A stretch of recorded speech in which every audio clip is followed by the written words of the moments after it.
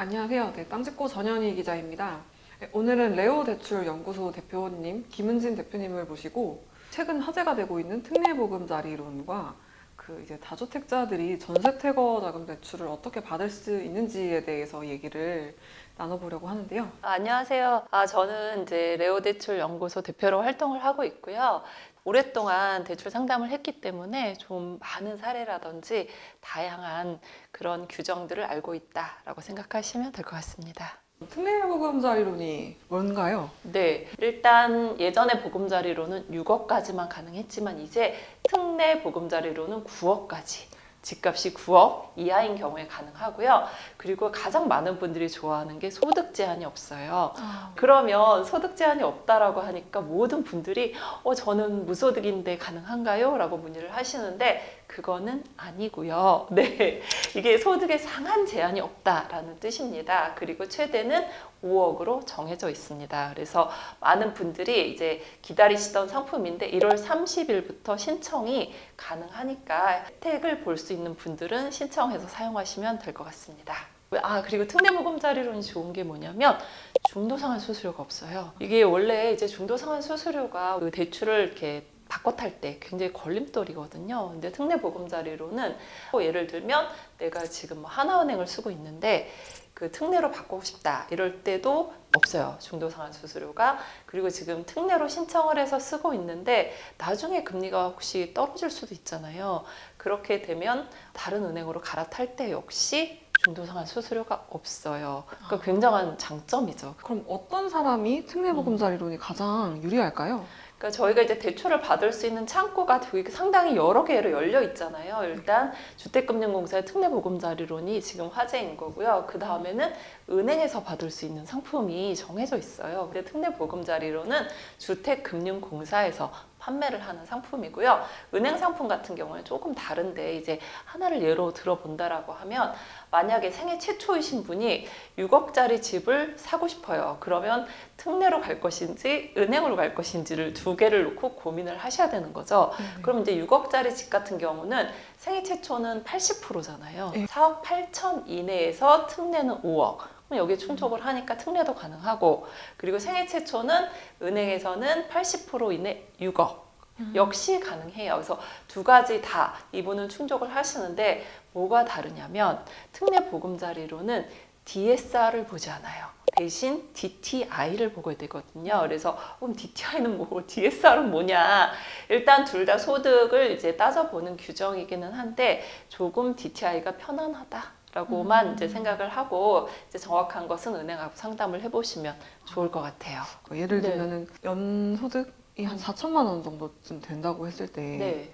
특례보금자리론을 이용할 것인지 생애 네. 최초를 갈 것인지 네. 6억짜리 주택을 두고 이렇게 고민할 경우에 소득이 4천만 원이시라면 DSR을 보게 되면 DSR 40%를 충족을 해야 되니까 네네. 대략적으로 2억 7천 정도의 한도밖에 나오지 않거든요. 네. 근데 보금자리론으로 가게 되면 DTI만 보면 되니까 DTI 60%를 충족을 하시는 분이라고 하면 3억 4천까지도 대출이 더 늘어날 수 있는 거죠.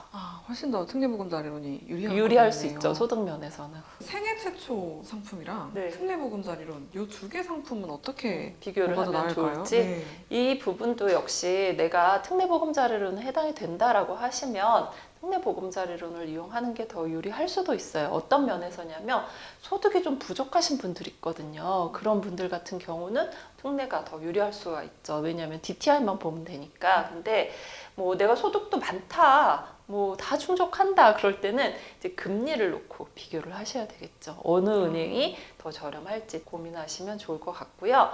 그러면 이제 최근에 이제 상담을 했던 것 중에 하나가 뭐였냐면 노원이 요즘 좀 많이 하락을 했어요. 그래서 네. 감정가가 9억 5천인데 낙찰을 6억 5천에 받았다. 그런 사례 정말 많아요, 최근에. 네. 그래서 이런 분들 같은 경우에 이제 생애 최초는 있고 뭐 특례는 소득이 안 본다라는 것을 이제 알고 그냥 쉽게 물어볼 수 있거든요. 저는 생애 최초인데 대출 얼마 나와요? 라고 물어보면 대부분 저 같아도 80% 가능해요 라고 얘기를 하잖아요. 그러니까 이분은 80% 되는구나 라는 것만 생각을 하고 입찰을 하신 거예요. 그런데 80%의 한도는 나올 수 있죠. 근데 우리가 대출할 때는 두 개를 다 봐야 돼요. 뭐냐면 한도와 소득. 이게 가장 중요하거든요. 네. 그래서 한도는 뭐 그분이 생각했던 한도가 나올 수 있는데 이분이 이제 사회 초년생이다 보니까 소득이 좀 상당히 적었던 거예요. 그래서 이분이 그럼 저는 특례로 가야 되겠다라고 생각을 했는데 감정가가 9억 5천이에요.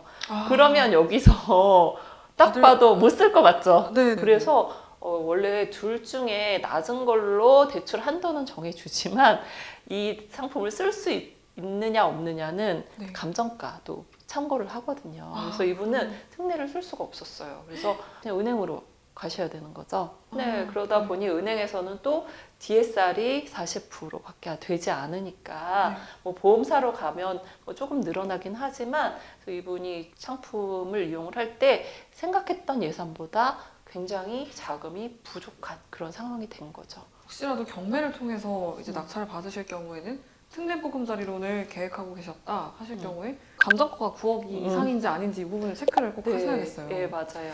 그리고 또 자신의 소득이 얼마인지 이 두 가지 정도를 체크를 하셔야 된다. 그거는 정말 꼭 체크하셔야 되는 부분이에요. 특히 소득은 많은 분들이 네. 그냥 얼핏 저 소득 얼마예요? 그 통장에 찍히는 소득이 소득이라고 생각을 하세요. 특히 이제 근로자 같은 경우는 뭐 통장에 찍히는 걸로 하셔도 문제가 없어요. 왜냐하면 그분들은 오히려 더 많이 소득이 책정이 되거든요. 세전으로 책정이 되니까. 근데 프리랜서인 분들이 많이 놀라세요.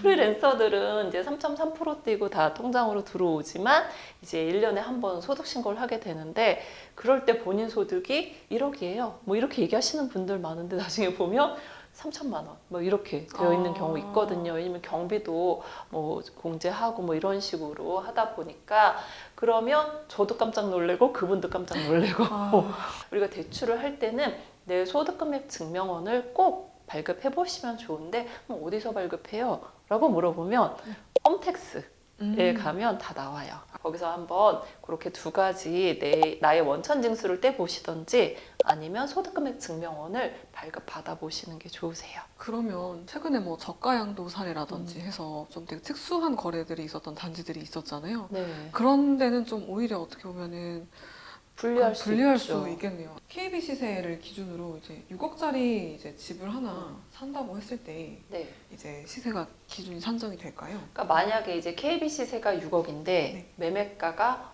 5억이다. 네. 뭐 요즘 그런 집 정말 많거든요. 네. 예, 그렇게 되면 이제 똑같이 그 대출 한도를 계산을 해 보게 되면 특례 보금자리론 최대가 70%예요. 네. 그러면 5억에 70%니까 3억 5천이 될 것이고요. 은행 같은 경우는 6억에 70%, 한도가 4억 2천으로 더 늘어날 수가 있는 그런 결과가 나오는 거죠. 매매가가 너무 낮아졌을 경우에는 오히려 특례보금자리론보다는 은행으로 가는 게 더 유리할 수도 있다는 그렇죠. 말씀이시네요. 한도 면에서는 그렇지만 네. 특례 보금자리로는 이제 좋은 게 소득이 DTI만 본다는 거. 그게 아. 조금 더 유리할 수 있고요. 그리고 만기 고정금리예요. 그 또 어떤 분들은 이제 나는 고정금리가 좋다 하시는 분들 같은 경우는 은행 상품들은 거의 5년만 고정금리인데 이 보금자리로는 30년, 40년 뭐 나이에 해당이 되시는 분들은 50년까지도 고정금리가 가능하기 때문에 나는 고정금리 좋다 하시는 분들은 특례 보금자리론을 이용하게 되는 거죠. 자기의 소득과 금리를 갚을 수 있는 자금 여력 네. 그리고 이제 내가 자금 여력이 또 이제 얼마나 더 대출을 쓰는 게 음. 맞는지 아니면 덜 쓰는 게 맞는지 네. 이 정도를 고려해서 네. 선택을 하셔야겠어요. 네. 특례보금자리론 외에 혹시 또 무주택자가 선택할 수 있는 대출 상품이 따로 있을까요? 네, 정말 좋은 상품이 사실은 있어요. 아. 근데 그 조건이 좀 많이 까다롭다 보니까 많은 분들이 이용을 못하고 있는 그런 상품이 있는 거죠. 뭐냐면 디딤돌 대출이라고 들어보셨죠? 네. 네. 디딤돌 대출은 원래 이제 정말 무주택자만 해당이 되고요. 보금자리론 같은 경우는 1주택자가 갈아타기 할 때도 쓸 수 있지만 이 디딤돌은 정말 무주택자이신 분들이 사용을 하시는 상품인데 그동안의 디딤돌 대출의 이제 단점이 뭐였냐면 한도가 좀 상당히 적었어요. 근데 이번에 신혼 부부가 대폭 1월 1일자로 늘어났거든요. 그래서 원래 디딤돌 대출은 집값이 저렴한 주택을 위한 상품이거든요. 그래서 최대가 5억까지만 가능해요. 근데 신혼 부부는 6억까지, 집값이 6억이어도 가능하고 그리고 신혼 부부의 최대 한도가 4억으로 늘어났거든요. 이거 해당되시는 분들은 무조건 이용하는 게 최고가 아닐까라는 생각이 드는 이유가 뭐냐면 금리가 굉장히 저렴해요. 얼마인가요? 2에서 3%. 와, 요즘 같은 구금 시대에. 그러니까요. 네. 요즘 2%대가 어디 있어요? 네. 없잖아요. 네. 근데 최상단이 3%이기 때문에 많은 분들이 좋아할 만한 상품인 거죠. 디딤돌 대출 같은 경우에는 이전에 주택 구매 이력이 없어도 가능하세요. 가능한 네, 거죠? 현재 무주택자이시기만 하면 아. 가능하세요. 특례 보금자리론하고 디딤돌 대출을 이제 비교를 한다라고 하면 무조건 디딤돌 대출을 받으시는 게 이분이 두 개가 다 가능하다면 받는 게 당연한 네. 거고요. 근데 이제 이런 경우 있어요. 내가 디딤돌로 하고 싶은데 약간 한도가 부족해. 이 디딤돌 대출과 특례 보금자리로는 같은 회사 상품이에요. 주택금융공사라는.